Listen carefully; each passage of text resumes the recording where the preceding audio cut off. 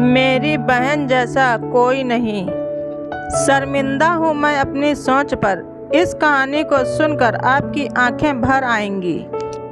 मैं अपनी बहन को ज़्यादा पसंद नहीं करता था। उसकी शादी हो चुकी थी, लेकिन मैं कभी उसके घर नहीं गया था। बस माता पिता ही उससे मिलने जाते थे। मुझे पता भी नहीं था कि वह किस हाल में है। वह कभी कभी मायके आती तो जाते समय माँ उसे घर का कुछ सामान भी दे देती। यह बात मेरी पत्नी को बिल्कुल पसंद नहीं थी। जब भी माँ ऐसा करती, मेरी पत्नी आकर मुझसे शिकायत करने लगती कि तुम्हारी माँ तुम्हारी कमाई कैसे लुटा रही है। जब भी तुम्हारी बहन आती है उसे खाली हाथ जाने नहीं देती हैं, कुछ न कुछ जरूर देती हैं। तुम अपने माँ को बता दो, यह सब नहीं चलेगा। पत्नी की बातें सुनकर मुझे भी गुस्सा आ गया। मैं माँ के पास गया और माँ से कहा, माँ यह सब क्या है? जब भी बहन घर आती है तुम कभी साबुन, कभी तेल, कभी चावल तो कभी दाल, उसे कुछ ना कुछ देती ही रहती हो। मेरी कमाई तुम ऐसे दूसरों में बांटोगी तो तुम्हें भी इस घर से निकाल दूंगा।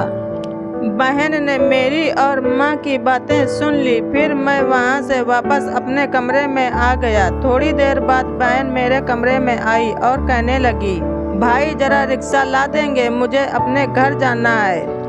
बहन की बात सुनकर मैं मन ही मन बहुत खुश हुआ, लेकिन दिखावे के लिए बहन से कहने लगा, थोड़े दिन और रुक जाती। बहन बोली, नहीं भैया, बच्चों की स्कूल की छुट्टियां खत्म हो गई हैं, अब मुझे घर जाना है। कल से बच्चों के स्कूल शुरू हो जाएंगे। फिर वह चली गई। पिताजी के मरने के बाद जब घर का बंटवारा हुआ तो हम दोनों भाइयों ने आपस में ही बंटवारा कर लिया, लेकिन उसमें से भी बहन को कुछ नहीं दिया। वह फिर भी कुछ नहीं बोली, हमसे कोई शिकायत नहीं की। लेकिन हमारी माँ बहुत रोई और कहने लगी, बहन को भी कुछ दे दो। लेकिन हमने माँ की एक न सुनी और माँ को डरा धमका कर चुप करा दिया। अब बेचारी विधवा औरत, अगर हम उसे घर से निकालते तो वह कहाँ जाती, इसलिए चुप हो गई।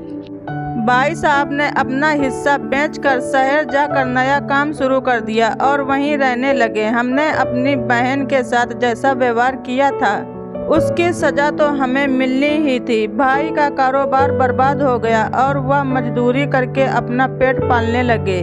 और मेरे बड़े बेटे को टीबी हो गया। उसके इलाज में लाखों रुपए खर्च हो गए। जो भी मेरे पास था सब कुछ खत्म हो गया और मुझे कर्जा लेना पड़ा। हाल इतना बुरा हो गया कि खाने पीने के लिए भी पैसे नहीं थे। घर में कुछ राशन नहीं था।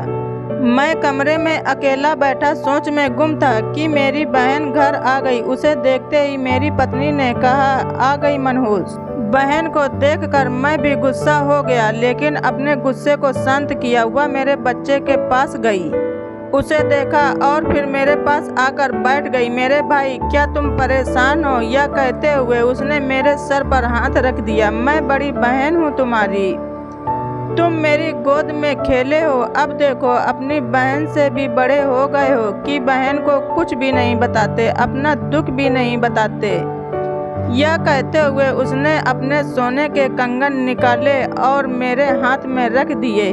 मेरे भाई, परेशान न हो, यह कंगन बेच दे और अपने घर का राशन भर लो। अपने बच्चे का इलाज भी कराओ और पैसों की ज़रूरत हो तो मुझसे ज़रूर कह देना। मैं तुझे इस हालत में नहीं देख सकती।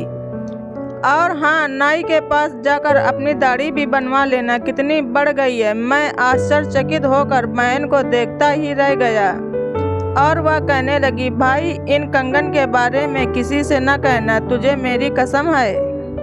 मेरे माथे को चूमा और कहने लगी, अब चलती हूँ, तेरे जीजा जी और बच्चे आते ही होंगे, फिर आऊँगी।